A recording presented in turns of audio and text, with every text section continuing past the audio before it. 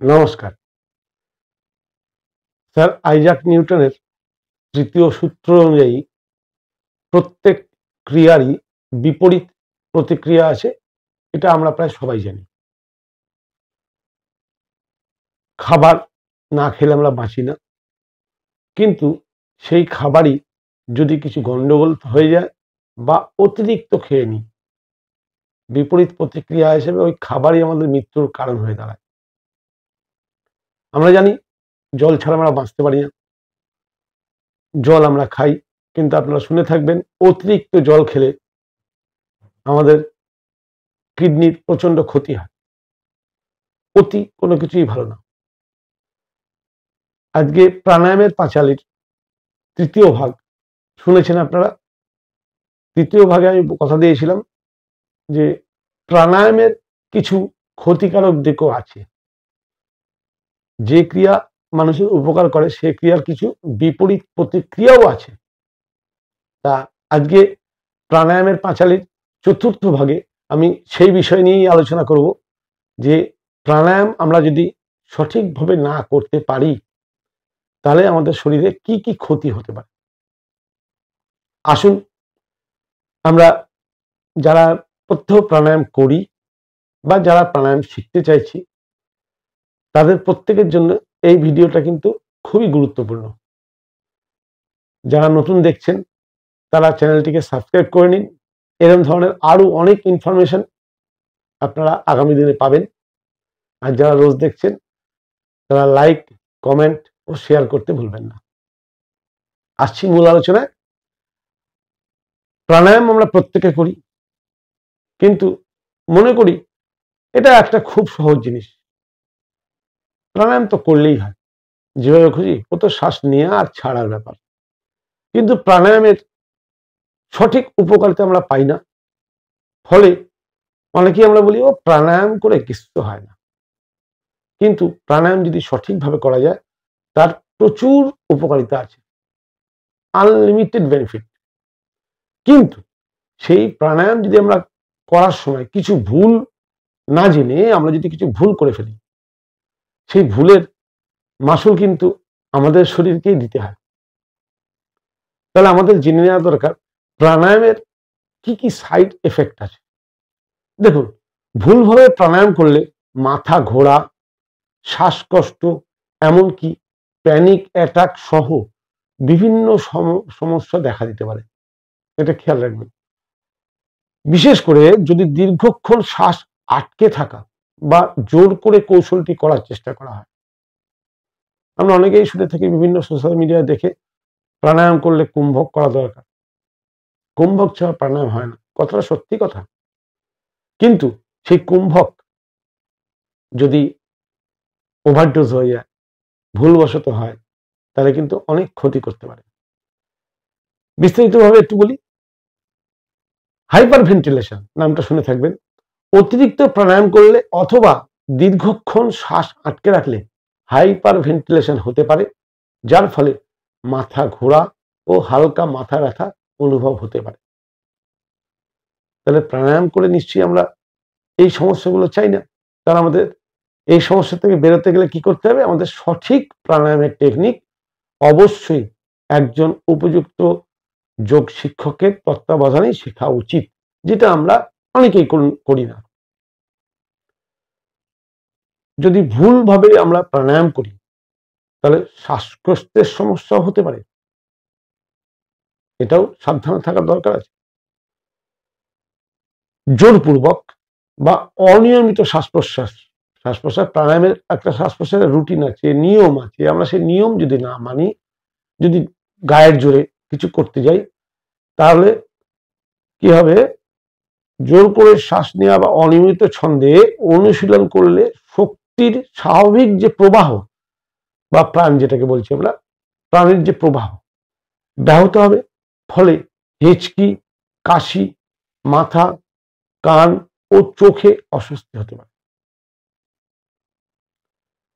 বলপূর্বক বা জোর করে যদি আমরা প্রাণায়াম করি, আমাদের কোমরের যন্ত্রণা, পেটের ব্যথা এগুলো হতে পারে।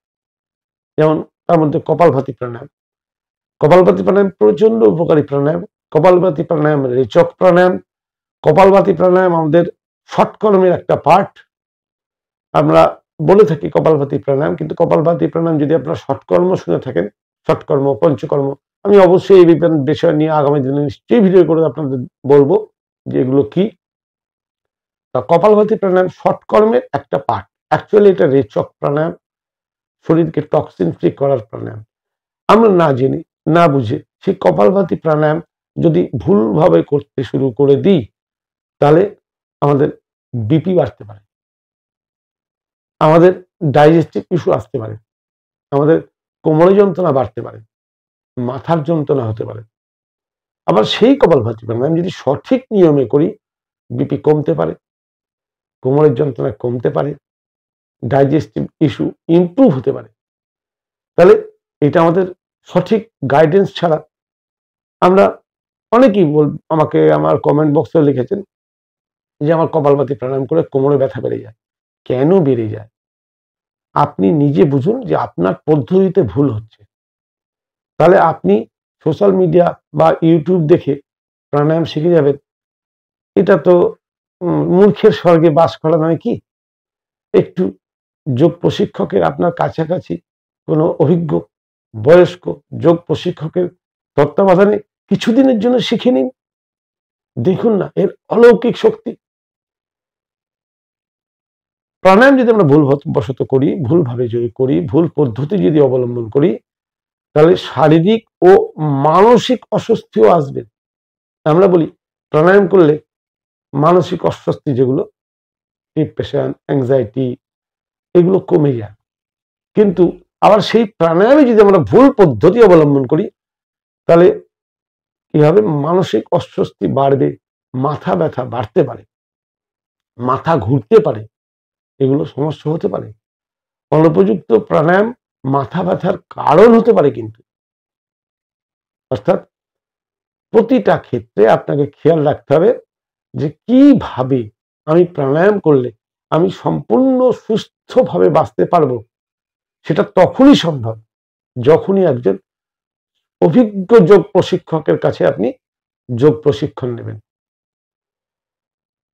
অলসতা বা স্থিতিশীলতার অভাব, দেখুন প্রাণায়ামে আমার চ্যানেলে যে প্রাণায়ামগুলো এর আগে আমি বিভিন্ন ভিডিওতে বলেছি, প্রাণায়ামের প্রথম শর্তই হচ্ছে অলসতা রাখলে হবে না, আর স্থিতিশীলতা, স্থিরতা, মানসিক স্থিরতা, দৈহিক স্থিরতা, একাগ্রতা, এই জিনিসগুলো যদি কোনো জায়গায় একটু অভাব থাকে, তাহলে আপনার কি হবে?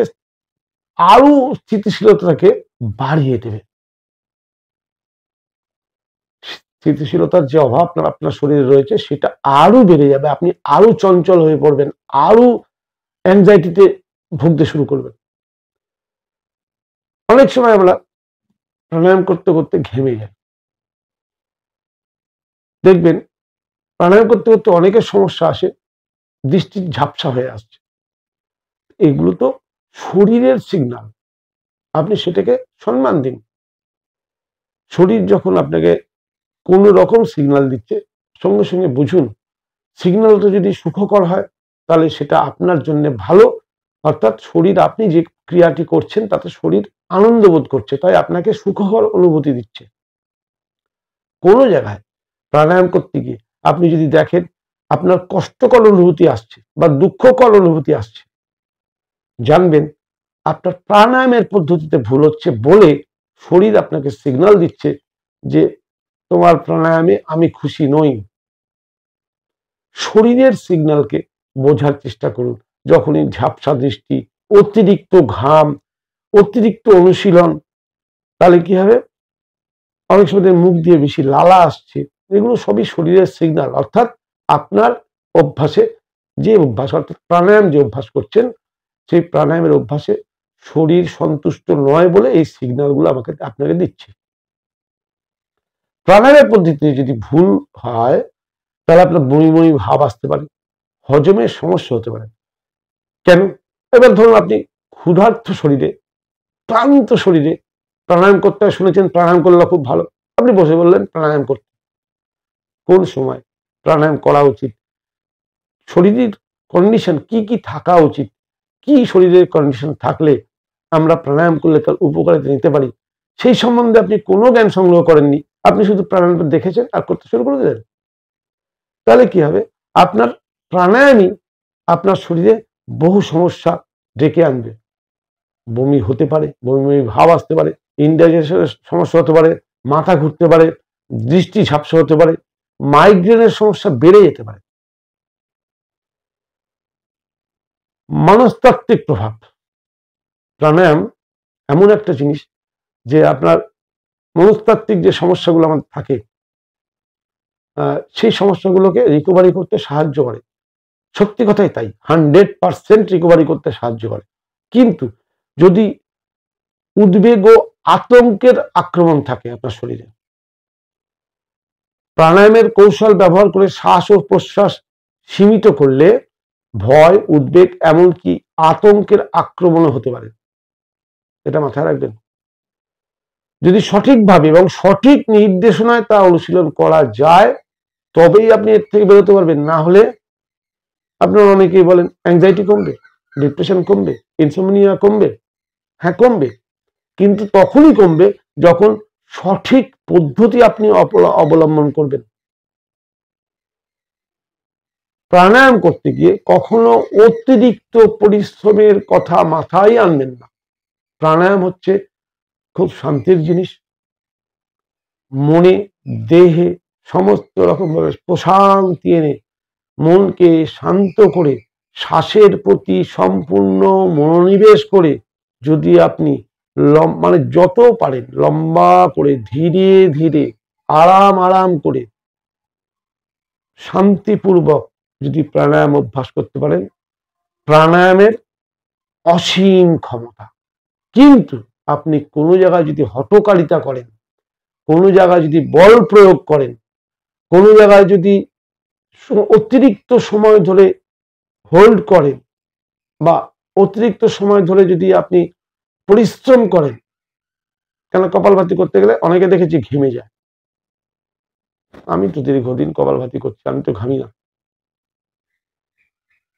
কিন্তু কপালভাতি, অনুলোম বিলোম যে প্রাণায়ামই বলুন না কেন, প্রত্যেক প্রাণায়ামে স্থিতিশীলতা, ধৈর্য, একাগ্রতা, সংযম সব মিলিয়ে মিশিয়ে যদি আপনি সঠিকভাবে প্রাণায়াম শিখতে পারেন, প্রাণায়ামের অপরিসীম উপকারিতা। আজকের এই ভিডিও দেখার পর কখনোই ভাববেন না যে আপনি প্রাণায়াম ছেড়ে দেবেন। আপনি প্রাণায়াম করুন, কিন্তু যখন দেখছেন আপনি প্রাণায়াম করে আপনার কাঙ্ক্ষিত লক্ষ্যে পৌঁছাতে পারছেন না, তখন আপনি জানবেন আপনার কোথাও ভুল হচ্ছে। ভুল প্রাণায়ামের নয়। প্রাণায়াম করে আপনি মানে ম্যাক্সিমাম 21 দিন যদি কন্টিনিউ কোনো অভ্যাস করেন, তাতে আপনার উপকার হবে না, এটা হতেই পারে না। তার মানে আপনার পদ্ধতিতে ভুল হচ্ছে, আপনি পদ্ধতিকে কারেকশন করুন। শেষে আরেকটা কথা বলবো, শরীরের সিগন্যালকে সম্মান দিন। শরীর যখন আপনাকে কিছু বলছে, এই যে সর্দি, কাশি, জ্বর, মাথা যন্ত্রণা, পেট খারাপ, বমি বমি ভাব, চোখ দিয়ে জল পড়া, নাক দিয়ে জল পড়া, এগুলো শরীরের ইন্টারনাল সিস্টেমের কোনো রকম অসুবিধা হচ্ছে বলে সেই সিগন্যাল দিয়ে আপনাকে শরীর জানাতে চাইছে যে আমার এই অসুবিধা হচ্ছে। আমরা মূর্খের মতো আমরা কি করি, সেই অসুবিধাটাকে কমানোর জন্য আমরা বিভিন্ন ওষুধের আশ্রয় নিই, অ্যালোপ্যাথি, হোমিওপ্যাথি, আয়ুর্বেদ আশ্রয় নিই। হ্যাঁ, আশ্রয় নিন, আপনার কষ্ট হচ্ছে, নাক দিয়ে জল পড়ছে, আপনাকে কাজ করতে হবে, আপনি ওষুধ খাচ্ছেন, খান। কিন্তু কি কারণে এটা হলো, বারবার বলছি, আমার চ্যানেলের মূল স্লোগানই হচ্ছে রোগ নয়, রোগের কারণ নিয়ে ভাবুন। প্রাণায়াম করতে গিয়ে আপনার কোনো অসুবিধা হচ্ছে, সঙ্গে সঙ্গে আপনি অসুবিধার থেকে বাঁচার জন্য আপনি প্রাণায়াম বন্ধ করে দিচ্ছেন, এটা নয়। আপনার যে কারণে অসুবিধা হচ্ছে সেই কারণটা খুঁজে বের করুন এবং সেই কারণটা দূর করুন। প্রাণায়ামের মতো অলৌকিক জিনিস নেই, কিন্তু সেই প্রাণায়াম তখনই আপনার শরীরে কার্যকরী হবে যখন আপনি সঠিকভাবে শিখে সঠিক পদ্ধতিতে আপনি প্রাণায়াম করবেন। প্রাণায়াম করতে গেলে শুদ্ধিকরণ একটা বড় জিনিস। আমরা অনেকেই ভাবি না শুদ্ধিকরণ কি জিনিস। তা আগামী ভিডিও, আগামী এপিসোড, আমি একটা এপিসোডে সব বললে কি হবে, ভিডিও লম্বা হয়ে যাবে, আপনারা অধৈর্য হয়ে পড়বেন। যারা রেগুলার আমাকে ফলো করছেন তারা আগামী ভিডিওতে আপনারা শুদ্ধিকরণ সম্বন্ধে জানতে পারবেন, যে আমাদের শরীরকে শুদ্ধিকরণ করার বেনিফিটটা কি, শুদ্ধিকরণ করলে কি হয়, যে কোনো সমস্যা থেকে শুদ্ধিকরণ আমাদের কিভাবে বের করে আনতে পারে, আয়ুর্বেদে এই ব্যাপারে কি কি বলা আছে, আধুনিক বিজ্ঞান এই ব্যাপারে কি বলছে, সমস্ত নিয়ে আলোচনা করব আগামী এপিসোডে। আগামী এপিসোডটা আশা করব আপনারা অবশ্যই আগ্রহের সঙ্গে দেখবেন। ততক্ষণের জন্য নমস্কার।